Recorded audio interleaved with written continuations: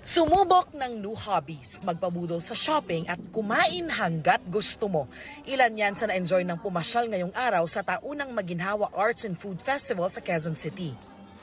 Actually, it's a very good playground for, I think, startups. It's very nice. Just kind of walk around, just chill, then get some food. The main goal really is to showcase the small businesses. Kasi here in Maginhawa, merong ordinance din na bawal ang big brands.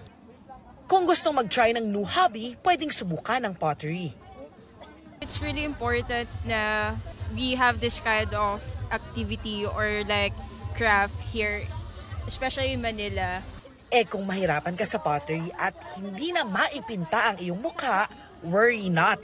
Kayang-kaya ka namang iguhit ni Albert. Gumagawa ako ng life portrait, so usually sit down lang siya, kwentuhan tayo, drawing kita in a few minutes, tapos na.